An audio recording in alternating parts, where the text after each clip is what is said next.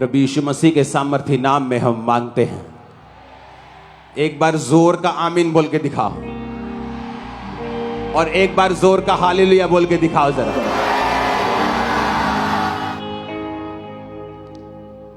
तारीफ करो आज की मीटिंग के लिए जोर से। मेरा यह विश्वास है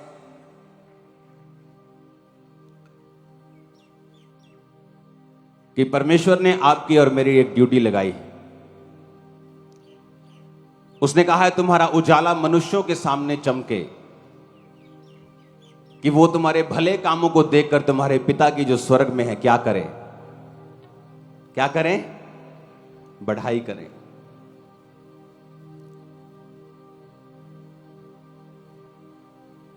एक सीक्रेट है परमेश्वर से आशीष लेने का, और मोस्टली लोग इसमें फेल हो जाते हैं। मोस्टली बहुत से लोग, ये सीक्रेट है एक जिम्मेवारी लेने का, एक पर्सनल जिम्मेवारी लेने का, परमेश्वर की महिमा करने की पर्सनल जिम्मेवारी। ये जो लड़का बीच में बैठता है ना, इसको उठा दो। आज ये वॉलंटियर, मेरे वाला वॉलंटियर, आजा उधर चला जा, साउंड की तरफ, साउंड रूम में चला जा,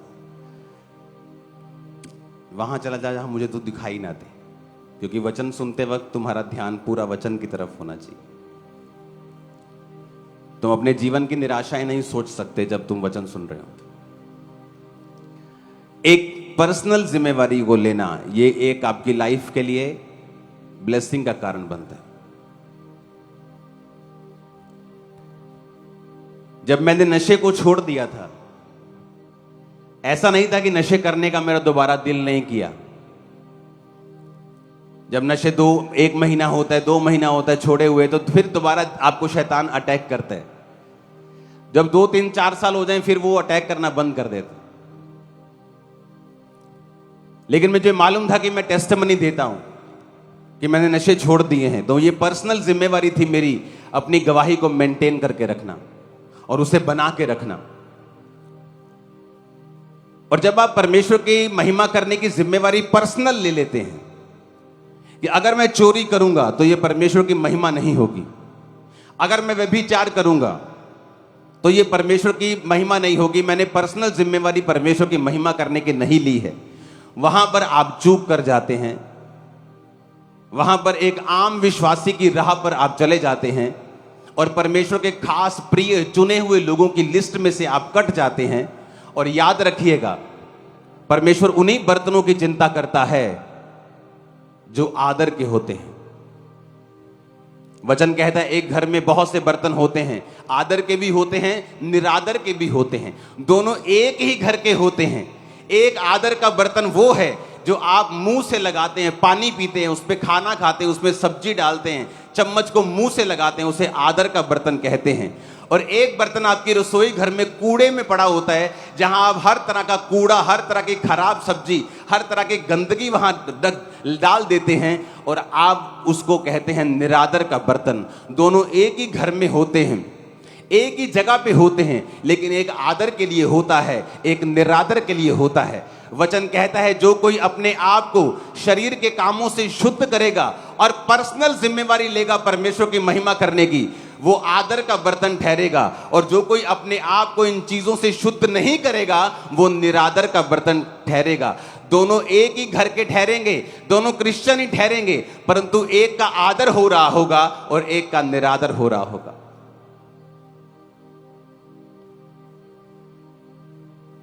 आप बॉर्न क्रिश्चियन, बहुत सी फैमिली जो पुराने समय की क्रिश्चियंस हैं, कई फैमिलीज इतनी श्रापित हैं, इतनी ज्यादा कर्स, इतनी ज्यादा बीमारियां, इतनी ज्यादा रोग, इतनी प्रॉब्लम्स हैं उनकी लाइफ में, जितनी अन्य जातियों की लाइफ में भी नहीं है। क्यों? क्योंकि वचन को जानकर भी जब अनजान बन जाना, डर जाना, झुक जाना किसी के आगे, कुछ भी खा लेना, कहीं भी चले जाना क्योंकि आपका बॉस नाराज ना हो जाए, चोरी करना क्योंकि आपका घर नहीं चल सकता, व्यभिचार करना क्योंकि आप जवान हैं, ये बात प्रूफ करती है कि आप आदर के बर्तन फिर नहीं बन सकते। फिर परमेश्वर आपकी केयर नहीं करता। जिस गाड़ी में, जिस बाइक पे आप आए हैं, अगर वो सही चलता है तो आप उसकी सर्विस करते हैं, संभाल के रखते हैं, क्योंकि वो आपको सही समय पे सही जगह पे लेके जाता है। लेकिन जब वो खराबी करने लगे, वो बिक जाता है। जब वो ठीक ना हो तो कबाड़ी के पास बिक जाता है, और वहां कबाड़ी उसकी सर्विस नहीं करता, उसको ठीक नहीं करता, बल्कि उस पर मिट्टी पड़ती जाती है, क्योंकि वो सिर्फ वहां एक लोहे की तरह पड़ा है। जिन विश्वासियों ने परमेश्वर की महिमा नहीं की है, वो सिर्फ एक कबाड़ी के पास पड़े हुए एक बाइक की तरह है, एक खराब एसी की तरह है, कि जिसका जो काम था उसने वो नहीं किया, अब ये कबाड़ की तरह पड़ा है। और कबाड़ में पड़ी हुई चीजों की सर्विस नहीं होती, कबाड़ में पड़ी हुई चीजों की क्लीनिंग नहीं होती, उनका ध्यान नहीं रखा जाता, वो एक निरादर की तरह पड़ी रहती है।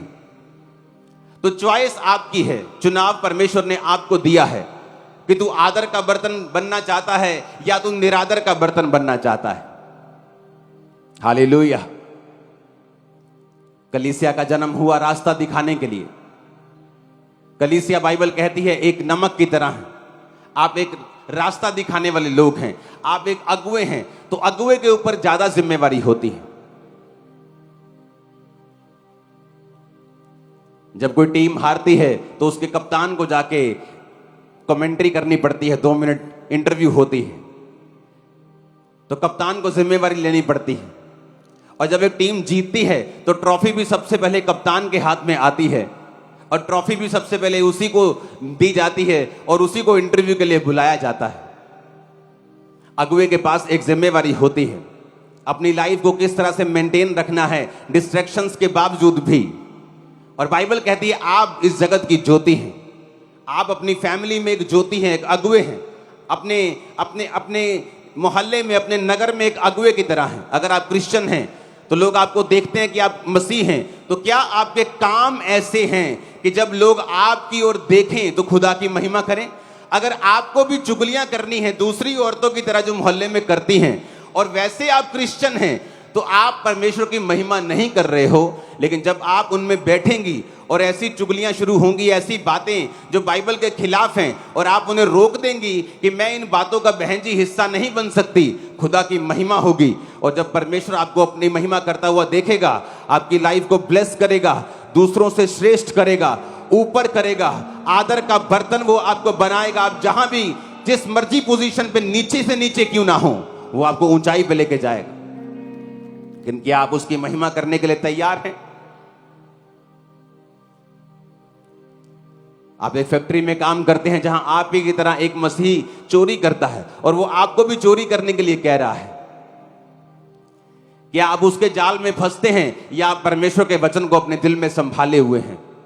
सुनते वचन सब हैं, सब वचन सुन लेते हैं, मान भी लेते हैं, हाँ ठीक है, लेकिन बाइबल कहती है वचन सुनने वाला और उसे नाम मानने वाला उस व्यक्ति के समान है जो अपना मुंह शीशे में देखता है और जब थोड़ी दूर चला जाता है तो भूल जाता है मैं कैसा था। लेकिन वचन को सुनकर वचन को मानने वाला उस व्यक्ति के समान है जो अपना मुंह शीशे में देखता है और उसे याद रखता है कि मैं कैसा था। वो भूलता नहीं है, और रिजल्ट भी उन्हीं की लाइफ में आता है जो वचन सुन लेते हैं और साइलेंट टाइम पर, काम के समय, घर पर, अपने बेडरूम में, अपनी लाइफ में, अपने काम के टाइम, अपने स्कूल में, अपने कॉलेज में, अपने वर्क प्लेस के ऊपर, जब आप उस वचन को मानते हैं, परमेश्वर को अपना साक्षी मानकर आप वचन से हटते नहीं हैं, तो परमेश्वर कहता है मैं तुम्हें आदर का बर्तन बनाऊंगा, मैं तुम्हें आशीषित करूंगा, तू अन्य जातियों से श्रेष्ठ होगा, मैं तुम्हें सिर बनाऊंगा, पूंछ नहीं बनाऊंगा, मैं कोई रोग जो मिस्रियों के ऊपर दिए मैं वो रोग तुम्हारे ऊपर नहीं दूंगा, कोई शैतान तुम पर कब्जा नहीं कर पाएगा, तुम पर कर्जा नहीं हो पाएगा, सब वायदे फिर वो कहता कि तुम्हारी लाइफ में मैं पूरे करूंगा जो मैंने तुम्हारे साथ किए थे। हालेलुया, ऊंची आवाज में हालेलुया बोलो। तो क्या हम पर्सनल जिम्मेवारी लेने के लिए परमेश्वर की तैयार हैं कि जब लोग आपको देखते हैं कि आप एक मसीही हैं, आपके ऊपर एक जिम्मेवारी भी आती है। कई बार ऐसा देखते हैं कि जब एक व्यक्ति को कप्तान बना दिया जाता है टीम का, तो फिर वो आलस छोड़ देता है, उसे पता है मैं कप्तान बन गया हूं तो मुझ पे जिम्मेवारी है। लेकिन जब कप्तान जिम्मेवारी नहीं उठाता, एक क्वायर लीडर जब जिम्मेवारी नहीं उठाता, तो वचन कहता है परमेश्वर उसे हटा देता है। जब एक हेड वॉलंटियर जिम्मेवारी नहीं उठाता, तो वचन कहता है परमेश्वर उसे हटा देता है। क्योंकि अगर आप हेड हैं, अगर आप अगुए हैं, आपकी जिम्मेवारी भी होती है काम करने की। हालेलुया। क्योंकि परमेश्वर हमेशा हेड से डील करता है, क्योंकि जब वो बिगड़ता है तो बाकी लोगों को भी साथ बिगाड़ देता है। तो जब आप अपनी लाइफ में पर्सनल जिम्मेवारी परमेश्वर की लेंगे, अपनी टेस्टिमनी को संभाल के रखेंगे, प्रभु की महिमा करेंगे दूसरों के सामने, आप देखेंगे परमेश्वर आपकी टेक केयर करेगा। आप देखना। और जब वो टेक केयर करेगा ना, किसी लड़के से पूछो नई बाइक जब लेता है वो कैसी टेक केयर करता है। बहन को पास से भी निकलने नहीं देता वो, ओए चली इटना पादी। हाँ, जब कोई आदमी नई नई गाड़ी लेता है, छोटा बच्चा नई नई वीडियो गेम लेता है, तो देखो कैसी केयर करता है वो, उसकी पास फटकने नहीं देता उसको किसी के। जीसस आपकी ऐसी ही केयर करेंगे, शैतान को फटकने नहीं देंगे आसपास। लेकिन क्या आप उसके सच में काम आ रहे हैं, या आप उसके फेवरेट हैं या नहीं? हालेलुया। हमारे पास एक जिम्मेवारी है, एक कलीसिया के रूप में अगुवाई करने की, खासकर जिनकी अपोस्टलिक मिनिस्ट्री है, एक रूल, एक रेगुलेशन, एक डॉक्ट्रिन को बनाने की जो परमेश्वर ने बाइबल में दी है, उसको उसी तरह से इस्टेब्लिश करने की एक जिम्मेवारी होती। मैंने आपको पिछले संडे कहा था कि जो लोगों के घर बनेंगे उनको कुछ ही हफ्ते में आपके सामने लेके आऊंगा। उसके बाद ये हर हफ्ते काम गुप्त में चलता जाएगा, जिस तरह बाकी चैरिटीज चलती हैं, ताकि लोगों को मालूम हो जाए कि चर्चिस का जन्म इसलिए होता है कि वो गरीबों का ध्यान रखें, जो प्रिविलेज नहीं हैं उनका ध्यान रखें, सुसमाचार को फैलाएं, जलते हुए दीपकों की तरह हमेशा दिखाई दें, एक जिम्मेवारी निभाएं जो परमेश्वर ने उनको दी है। तो अगुवे का काम है अगुवाई करना, लोगों का काम है प्रेयर से, फाइनेंस से, उपवास से, सब चीजों से उस दर्शन में परमेश्वर का, उसकी कलीसिया का साथ देना। और इसी वजह से आप आशीषित होते हैं। हालेलुया। मेरा यह बिलीव है कि आज जब मैं वचन कंप्लीट कर लूंगा और आपके लिए प्रार्थना शुरू करूंगा, आज गायब हो जाएगा शैतान आपकी बॉडी से, लाइफ गायब, फिनिश हो जाएगा।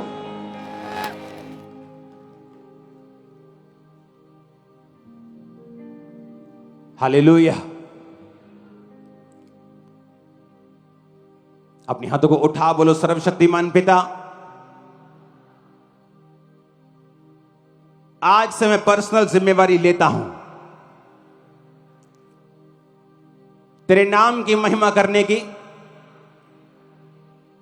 अपनी गवाही को बनाए रखने की मैं जिम्मेवारी लेता हूं। प्रभु यीशु मसीह के सामर्थी नाम में हम मांगते हैं। तारीफ करो जोर से, जोर से, जोर से। बहुत से इंटरेस्टिंग जो केस हैं, जब से नंबर मैंने जारी किया है तो वो आ रहे हैं। लेकिन एक चीज आज मैं इसलिए आपको दिखाना चाहता हूं ताकि आप मेरी मदद कर सकें। और ये मदद ये है कि आपको ये मालूम होना चाहिए कि जब एक नंबर लॉन्च होता है तो उसका फायदा कहां तक जाता है। आमीन। एक भाई जो मुझे ऑफिस में मिला था,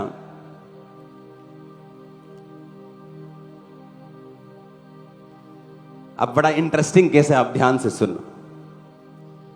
तो आपको मालूम होगा कि जो नंबर लॉन्च किया गया वो कितने लोगों की लाइफ को चेंज कर सकता है। आमीन। कहां गया वो भाई? आजा।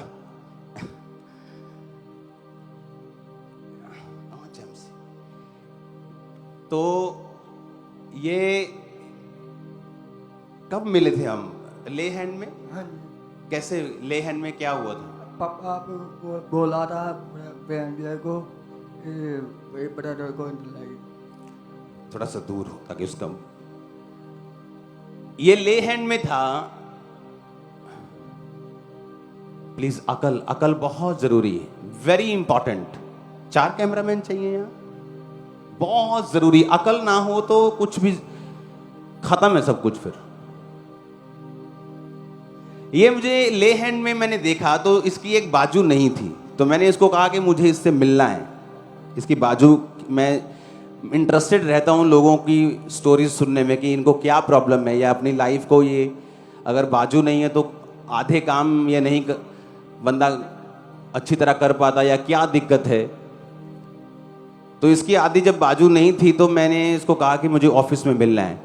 कैसे गई बाजू? अपनी लाइफ की स्टोरी बताओ, ये बाजू कैसे खत्म हुई? पापा टोके में आई थी।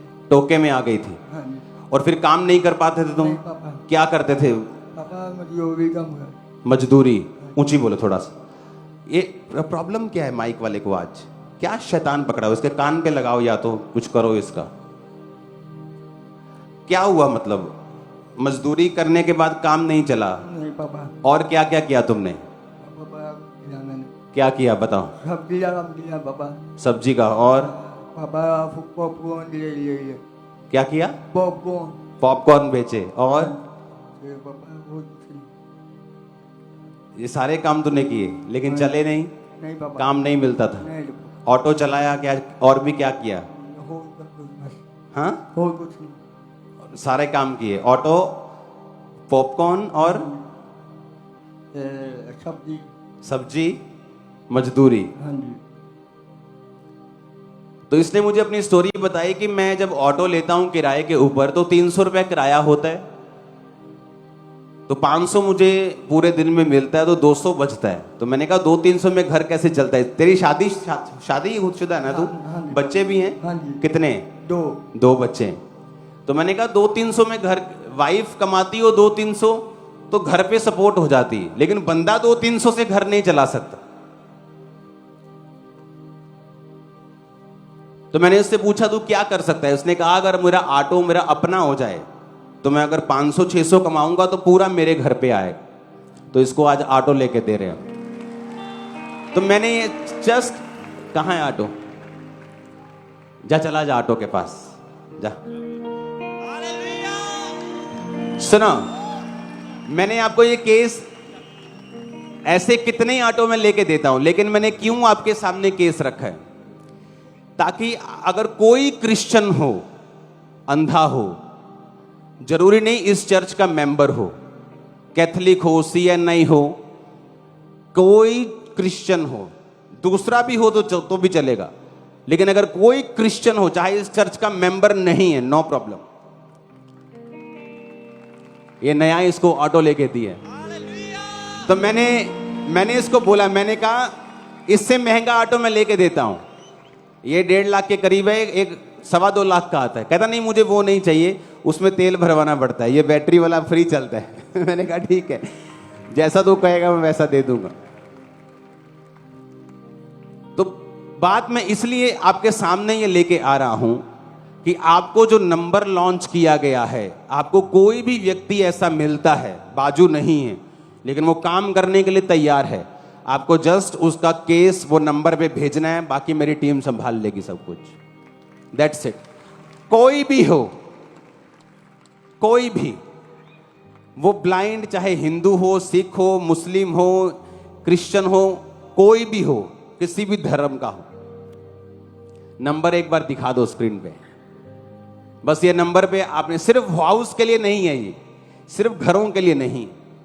हालेलुया। अब वो एक हाथ है उसका, लेकिन ऑटो चलाने में उसे कोई प्रॉब्लम नहीं, मजदूरी करने में है, सब्जी बेचने में है, एक हाथ दिक्कत करता है, लेकिन कहता है ऑटो मैं चला लूंगा। बताइए तो अनु जी, तो इसकी फैमिली नहीं आई सर? Thank you. आई है फैमिली? ओके, कल आया चला के जाऊंगा एडी, तू नेक्स्ट वीक आएंगे। तारीफ करो जोर से। हालेलुया। मैंने आपको पिछले हफ्ते ये बताया था कि जब इसकी अनाउंसमेंट हुई थी तो उस हफ्ते सारी पार्टीज टीम को सिलेक्ट किया कि कौन सी टीम जाएगी और सर्वे करेगी, उनकी सारी रिपोर्ट लेके आएगी। अगले हफ्ते हमें वो पूरा दुकानदार जो सामान देंगे, क्योंकि अलग अलग दुकानदार अपना ही रख सकते हो, नहीं तो आप कभी काम ही नहीं कर पाएंगे। तो एक ही था जो पंजाब लेवल में काम कर सके, एक ही था जो हर जगह एक ही बंदा, एक ही होलसेलर था जो सब चीज़ें पहुंचाएगा, तो वो सारी टीम सेलेक्ट हो गई पिछले हफ्ते। घर बनने शुरू हो चुके हैं, जो यहाँ पर पिछले हफ्ते से फैमिलीज गई थी उनके घर बन चुके हैं, और ठेकेदार सीरियसली ले रहा है, फटाफट फटाफट फटाफट खड़ा करता जा रहा है घरों को। और एक आज का हम केस देखेंगे। इसके बाद चाहे मैं आपको ये केस पब्लिकली दिखाऊं चाहे ना दिखाऊं, आपको ये मालूम हो जाएगा कि हर हफ्ते अब घर बनने शुरू हो चुके हैं। एवरी वीक, एक भी हफ्ता नहीं होगा जिसमें घर नहीं बन रहे होंगे। हालेलुया। इस घर को हम देखेंगे जो आज हमारे बीच में है।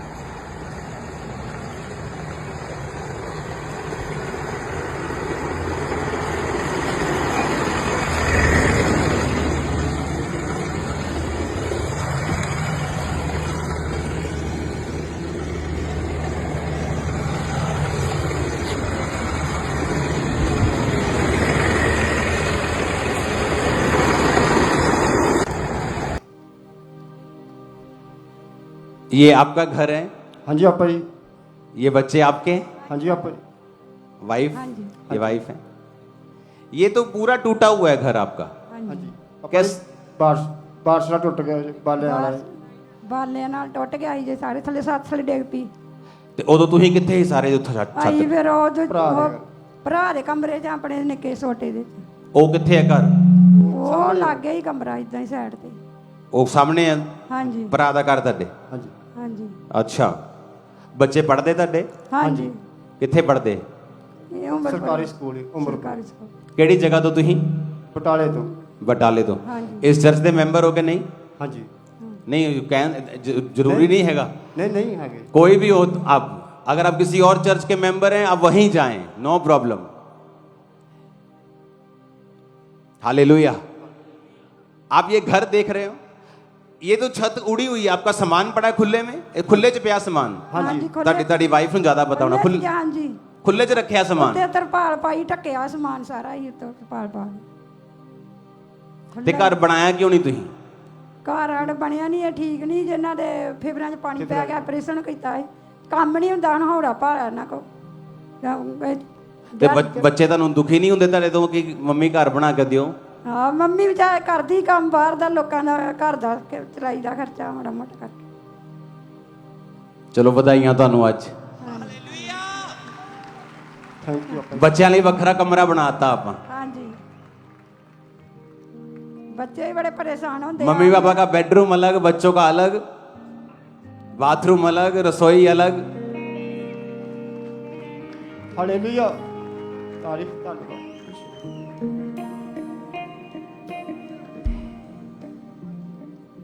धन्यवाद। ये चेक इसलिए आपको अलग अलग होते हैं, देखो ये अलग अलग 1 लाख 1 लाख 60,000 60 ताकि जो पार्टीज आपका काम करेंगी उनको भर भर के हम दे देंगे। ओके, कॉन्ग्रेचुलेशन, ਤੁਹਾਡਾ ਘਰ बन गया। बच्चों ਤੁਹਾਡਾ कमरा बनाता है वखरा।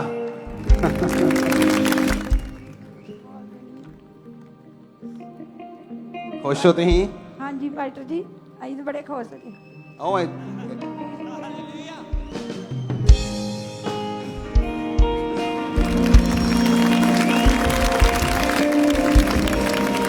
ਕੀ ਕਹਿਣਾ ਚਾਹੁੰਦੇ? ਪਰਮੇਸ਼ਰ ਦੇ ਦਸਾਂ ਦਾ ਧੰਨਵਾਦ। ਮੇਰੇ ਚ ਨਹੀਂ ਪਹੁੰਚ ਕੇ ਘਰ ਬਣਾਉਣ ਦੀ। परमेश्वर से हैगी हिम्मत। ਧੰਨਵਾਦ ਕਬਸੂਰਾ। ਇਹਨਾਂ ਨੇ ਬਹੁਤ ਹੀ ਬਚਾਇਆ। ਅਸੀਂ ਦੁਆ ਪ੍ਰਾਰਥਨਾ ਦੇ ਨਾਲ ਅਸੀਂ ਜਾਂਦੇ ਹਾਂ, ਅਹਿਮਦਾਬਾਦ ਚਰਚ ਜਾਂਦੇ ਹਾਂ, ਪਾਸਟਰ ਬੰਟੀ ਜੀ ਦੇ। ਉਹਨਾਂ ਦਾ- धन्यवाद करो खुदावंद।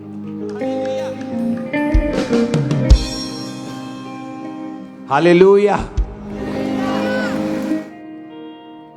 अब आपकी जिम्मेवारी है फोन को यूज करना, नंबर को यूज करना।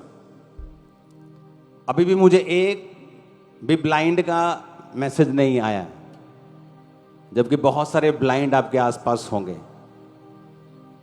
घरों के तो सैकड़ों मैसेज हैं, और भी मैसेजेस बहुत हैं।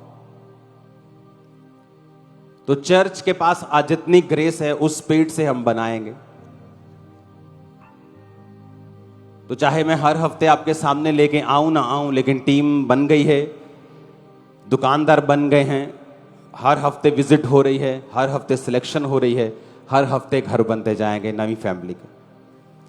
8-10 हफ्तों में एक पिछला घर कंप्लीट हो जाया करेगा, नया घर ऐड हो जाया करेगा, तो ये सर्कल, ये चेन अब चलती रहेगी।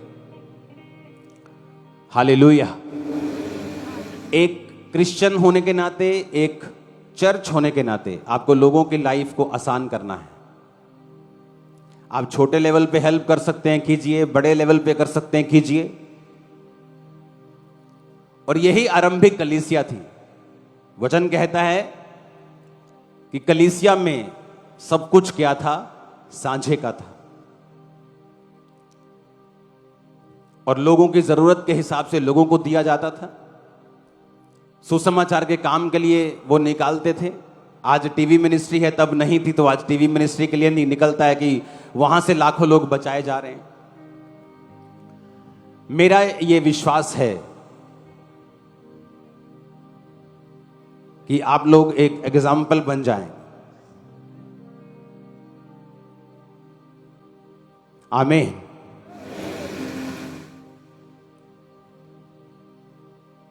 अपने पड़ोसी को बोलो, तू एक एग्जाम्पल बन जाएगा। आमीन। तारीफ करो इन फैमिलीज के लिए, सब जन।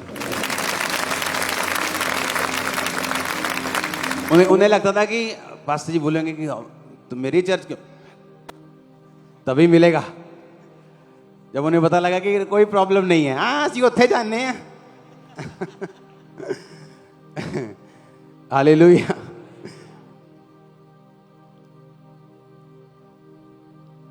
इसलिए मैंने कहा कब्रिस्तान करोड़ों रुपए की जगह है, रजिस्ट्री वाली।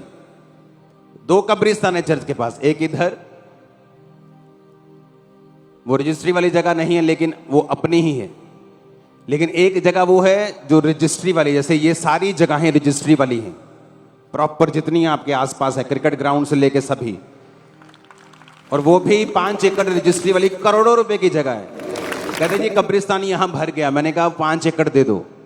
और मैंने पंजाब में अनाउंसमेंट, पंजाब क्या कहीं भी, अगर मेरे को एक वाहन लेना पड़ा, जो शव वाहन बोलते हैं ना, जो लेके आता है, वो भी मैं चर्च के लिए ले दूंगा, आपके घरों से फ्री उठाने के लिए, कोई पैसा नहीं लगेगा। और कब्रिस्तान मैंने कहा था कि आपको मैसेज देना लोगों को कि कहीं भी जब आप मसीह में आ गए, बपतिस्मा ले लिया, तो किसी भी तरह से अपनी बॉडी को दूसरे तरीके के साथ खत्म मत करने देना। कब्रिस्तान में ही जाना और गाड़े जाना। हालेलुया। तो अब लोगों के पास बहाना नहीं है कि मेरे पास जगह नहीं थी जी, मेरे को गांव वालों ने दबाने नहीं दिया। आपके पास कोई बहाना नहीं। आप एक मुर्दे के लिए 2-3 हजार की गाड़ी के पैसे तो खर्च ही सकते हो ना, वो भी नहीं है तो मुझसे ले लेना। और कब्रिस्तान में आने के लिए कोई फोन नहीं करना, कोई परमिशन नहीं लेनी, कुछ नहीं पूछना, आओ गाड़ो और चले जाओ, बताने की जरूरत नहीं। That's it. कोई भी मिशन, कोई क्रिश्चियन, किसी भी तरह का, हालेलुया, कोई पूछने की, फोन करने की, परमिशन लेने की, कंफर्म करने की, आज आ जाए, कोई जरूरत नहीं। वो अलग है, रास्ता अलग है, जगह अलग है। यहां से पीछे प्रेयर माउंटेन के पास, आप वहां जाओ, अपना काम करो और चले जाओ। और एक वाहन मेरे दिमाग में आया कि वाहन हमें लेना चाहिए फ्री लोगों के लिए, तो वो वाहन भी ले लिया जाएगा। अगर किसी को जरूरत होती वो फोन करे, आपके बंदे को उठाकर लेके आया जाएगा फ्री में, कोई प्रॉब्लम नहीं। हालेलुया। लेकिन आपके ये मैसेज दूर दूर तक पहुंचने चाहिए कि कोई भी बंदा ऐसा ना हो कि बपतिस्मा लेने के बाद वो गाड़ा ना जाए। हालेलुया।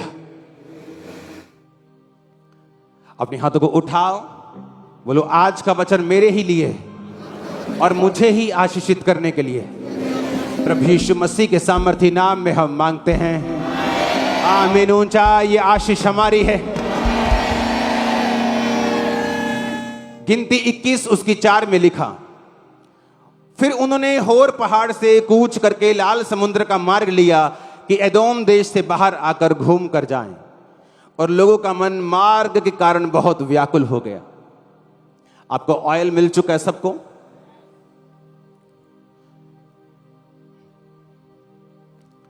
आज हम प्रैक्टिकल करेंगे, थ्योरी कम प्रैक्टिकल ज्यादा।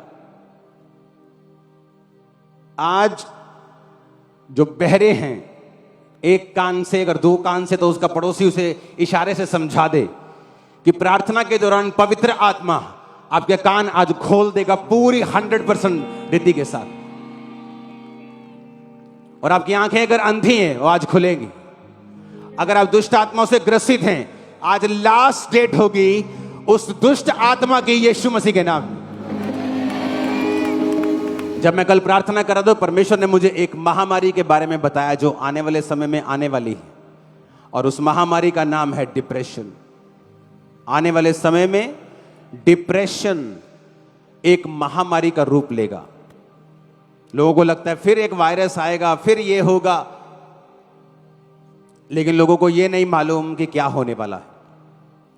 डिप्रेशन, जो कि पंजाब में, इंडिया में बहुत कम लोग हैं इसके, बहुत कम लोगों को पता है डिप्रेशन के बारे में, लेकिन परमेश्वर ने मुझे बताया कि आने वाले समय में अमीर हो, गरीब हो, यंग जनरेशन, डिप्रेशन बहुत होगा उनको। क्यों?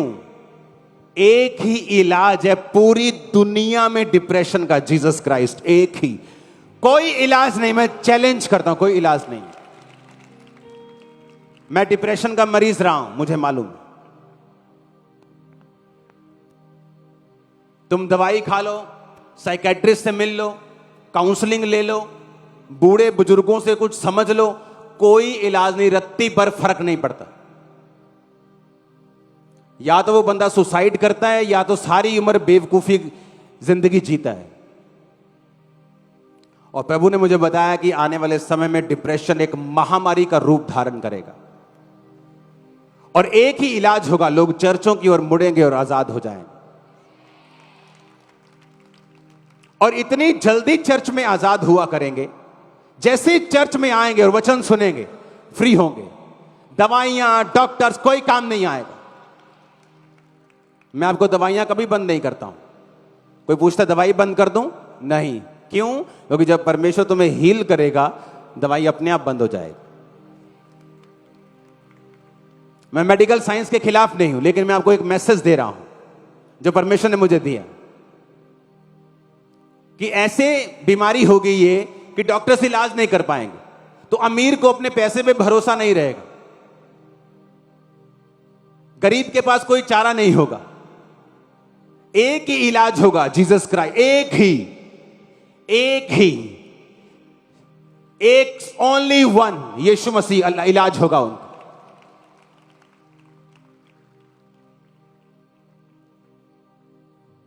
हालेलुया।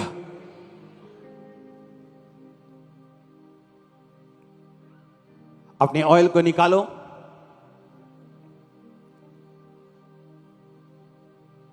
क्वायर तुम भी, ताकि तुम सीरियस हो सको। अपने अपने ऑयल को निकालकर अपने शरीर को मसा कर दो, अपने सिर को, अपने माथे को, अपने पांव को, अपने हाथों को, अपनी बॉडी पे उस ऑयल को लगाओ।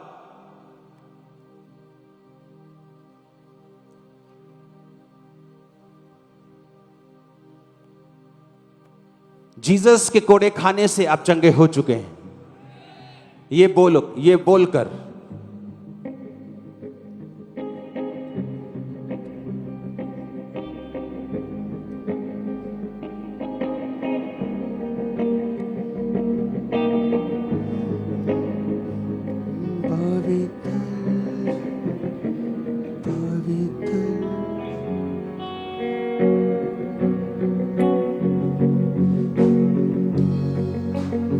पूरी साज-बाज की आवाज खोलो, साउंड की आवाज खोलो। उस ऑयल को अपनी बॉडी पर लगाओ, मसा करो।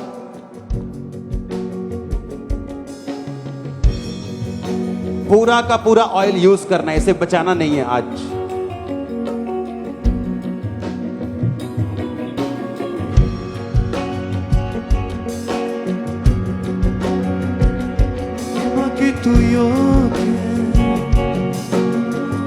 पूरा ऑयल, पूरा का पूरा अपनी बॉडी के ऊपर लगा।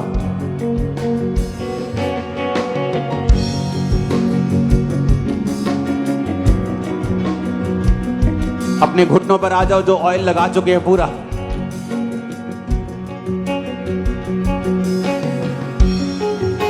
गिनती 21 उसकी 4 से 9 आयत अपने घुटनों पर रहकर आप इसे सुनेंगे।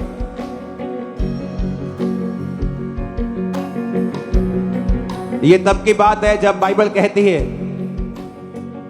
कि इजरायली लोगों ने पाप किया और परमेश्वर ने उनके खिलाफ सांप भेजे। 6 आयत पढ़ूंगा मैं। यहोवा ने उन लोगों में तेज विष वाले सांप भेजे जो उनको डसने लगे और बहुत से लोग मर गए। तब लोग मूसा के पास जाकर कहने लगे, जब बहुत से इजरायली मर गए, कि हमने पाप किया है क्योंकि हमने यहोवा के और तेरे विरुद्ध बातें की हैं। यहोवा से प्रार्थना करके वो सांपों को हमसे दूर करे। तब मूसा ने उनके लिए प्रार्थना की। यहोवा ने मूसा से कहा, एक तेज विष वाले सांप की प्रतिमा बनाकर खंबे पर लटका दे। जो सांप को डसा हुआ उसको देख लेगा वो जीवित बचेगा। अतः मूसा ने सांप, पीतल का एक सांप बनाकर खंबे पर लटका दिया। तब सांप के डसे हुए में से जिस व्यक्ति ने उस पीतल के सांप की ओर देखा वो जीवित बच गया। सब बोलो आमीन। यूहन्ना 3 उसकी 14 से 21 आयत में लिखा है, जिस रीति से मूसा ने जंगल में सांप को ऊंचे पर चढ़ाया, उसी रीति से अवश्य है कि मनुष्य का पुत्र भी ऊंचे पर चढ़ाया जाएगा, ताकि जो कोई उस पर विश्वास करे वो अनंत जीवन पाए। ये मनुष्य का पुत्र तो नहीं दिखा रहे तुम स्क्रीन के ऊपर। अंधे, गूंगे, बहरे लोग,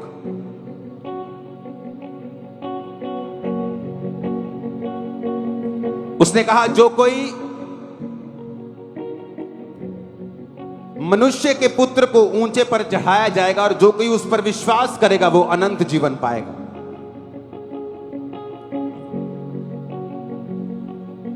जीसस क्राइस्ट के क्रॉस को जब आप देखते हैं आगे से, उसने कहा जो कोई जीसस के क्रॉस को देखेगा अनंत जीवन पाएगा। अगर तुम आगे से क्रॉस को देखोगे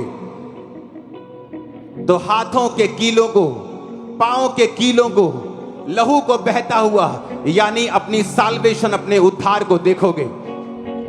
और अगर तुम जीसस के क्रॉस को पीछे से देखोगे, बैक साइड से, तो तुम उसकी मार खाई हुई पीठ को, कोड़े लगी पीठ को, ब्लड को और मांस को, हड्डियों को देखोगे और वचन पूरा होगा कि उसके कोड़े खाने से तुम चंगे हो चुके हो। जब तुम जीसस क्राइस्ट के क्रॉस को आगे से देखोगे तो अपने उद्धार को देखोगे। जब तुम जीसस क्राइस्ट के क्रॉस को पीछे से देखोगे तो अपनी चंगियाई को देखोगे। परमेश्वर ने कहा था जो कोई मूसा के चढ़ाए हुए पीतल के सांप को डसा हुआ देख लेगा वो मरेगा नहीं, सांप का असर उस पे नहीं होगा। मूसा ने कहा था मेरी तरह एक भविष्यद्वक्ता उठेगा, जो कोई उसकी बात को सुनेगा वो जीवन को पाएगा।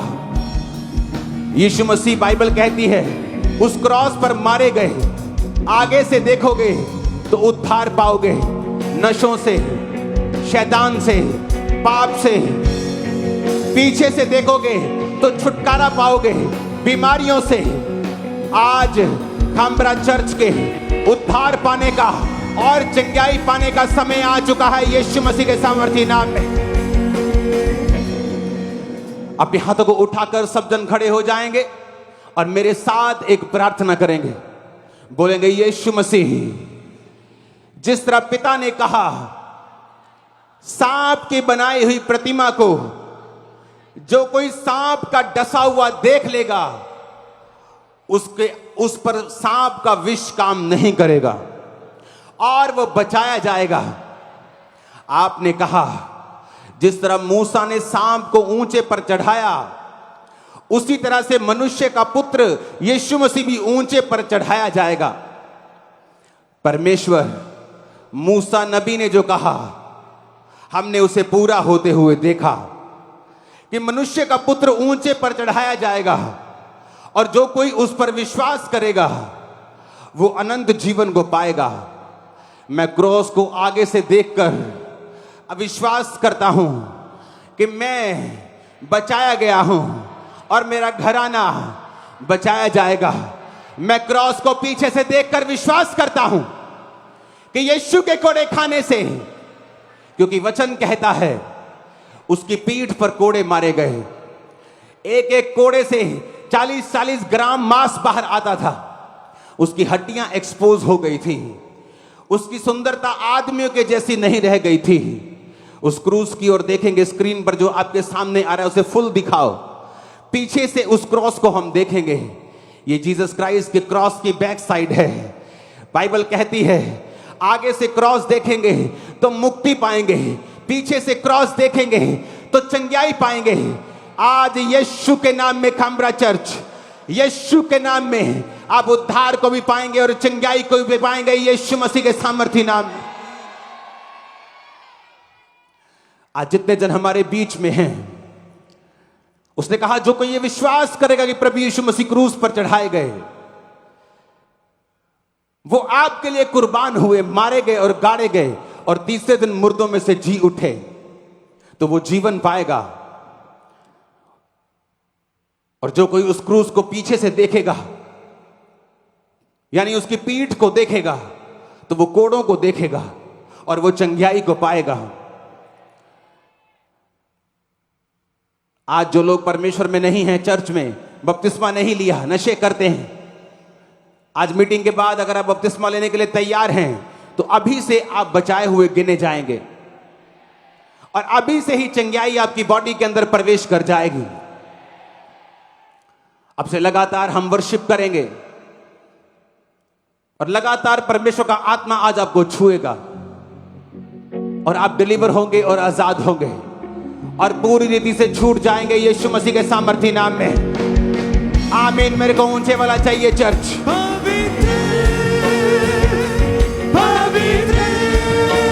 सब गाएंगे ऊंची आवाज में।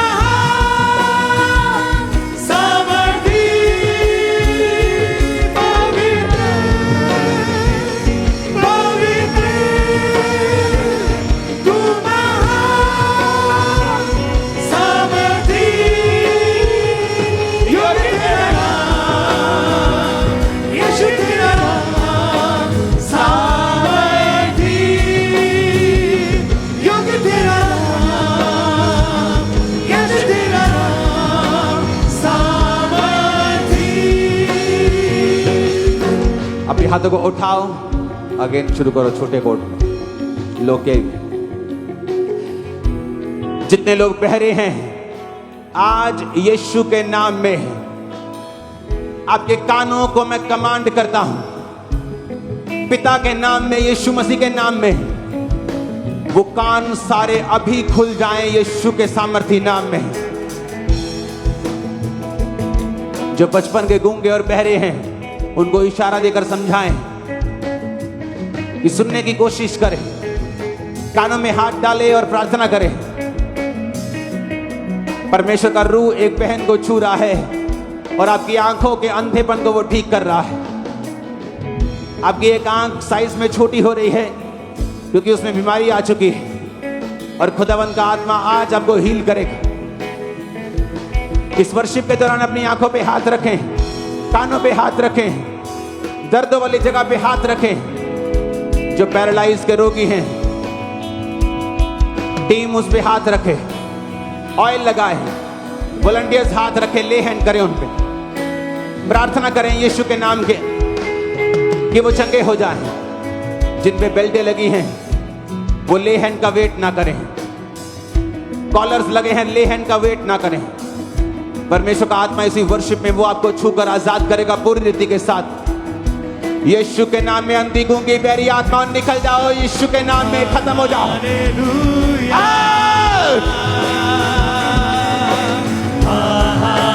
हालेलुया, प्रभु यीशु नासरे। हालेलुया, हालेलुया,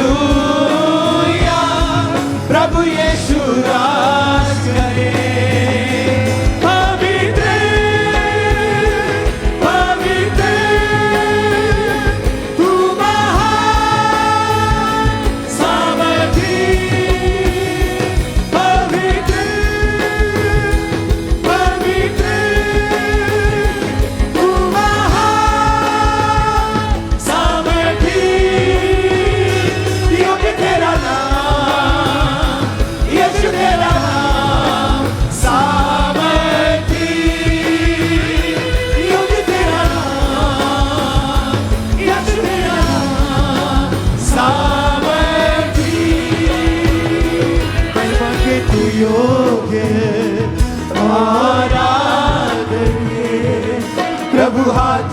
उठाते आराधना में तेरा नाम ऊंचा करते महिमा के योग्य है। प्रभु हाथ उठाते आराधना में तेरा नाम ऊंचा करते महिमा के तू योग्य है।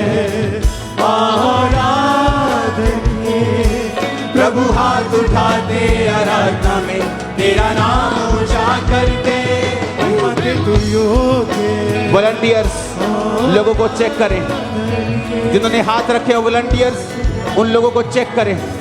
यीशु के नाम में रसौलियां गायब हो रही हैं, रसौलियां गिर रही हैं, यूट्रस की रसौलियां, ब्रेस्ट की रसौलियां, कानों की रसौलियां, नाक के अंदर की रसौलियां गायब हो रही है, पिघल रही हैं।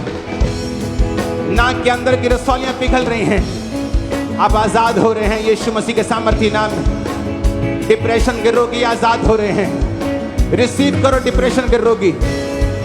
प्रभु का आत्मा कह रहा है जो डिप्रेशन के रोगी है इस सॉन्ग को जोर जोर से गाएं। डिप्रेशन खत्म हो जाएगा और परमेश्वर का रूह आप पे उतरेगा और आप पूरी तरह से फ्री हो जाएंगे। बीमार अपने शरीरों पे हाथ रखें। यीशु के कोड़े खाने से चंगे हो चुके बोलें और वर्शिप करें और परमेश्वर का रूह आपको टच करके भर रहा है और आजाद कर रहा है। महाचमत्कार करता तेरे जैसा कोई नहीं, तेरे जैसा कोई नहीं, कि तू है महाचमत्कार करता तेरे जैसा कोई नहीं, तेरे जैसा कोई नहीं, कि तू है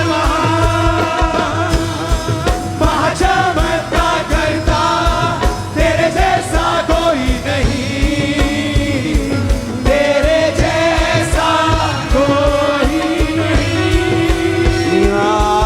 हालेलुया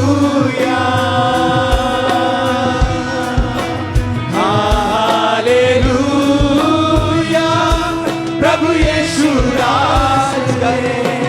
हालेलुया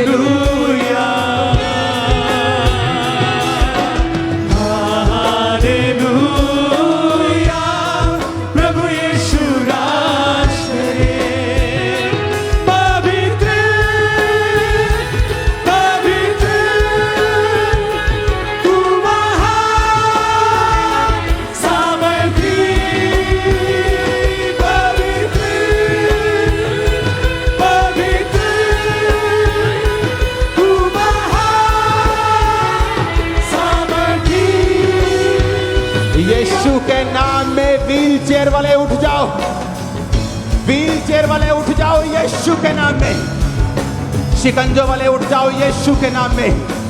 व्हील चेयर वालों खुदा की आवाज आइए, उठो और चलो यीशु के नाम में। कि तू है महाचमत्कार करता तेरे जैसा कोई नहीं, तेरे जैसा कोई नहीं, कि तू है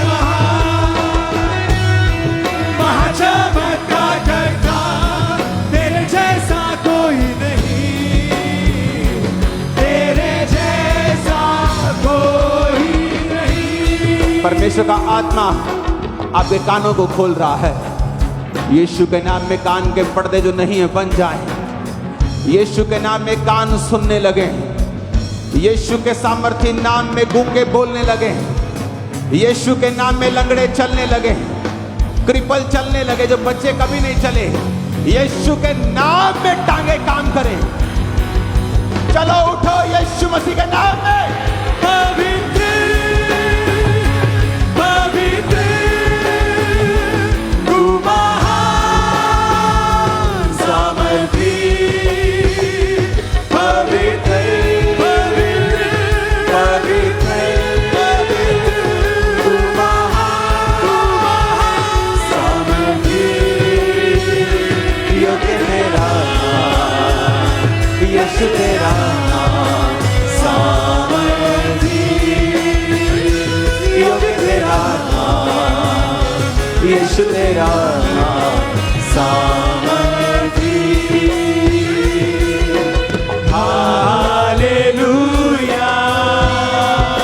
सब गाएंगे गले से हाथों को उठा के। हालेलुया, प्रभु यीशु राज करे। हालेलुया। परमेश्वर का आत्मा मुझसे ये कह रहा है कि मैं भविष्यवाणी करूं, क्योंकि उसकी आत्मा ने मुझे दिखाया है और मैं ये पहली बार बोल रहा हूं। परमेश्वर ने मुझे दिखाया है कि वो आपके लीवर्स को चेंज कर रहा है, ब्रांड न्यू कर रहा है। लीवर के रोगियों, यीशु मसीह के नाम में कांग्रेचुलेशन बोलता हूं तुम सबको, क्योंकि तुम लोग चंगे हो चुके हो नए लीवर के साथ। आमीन। आसमान तक जाए यीशु मसीह के कानों में भी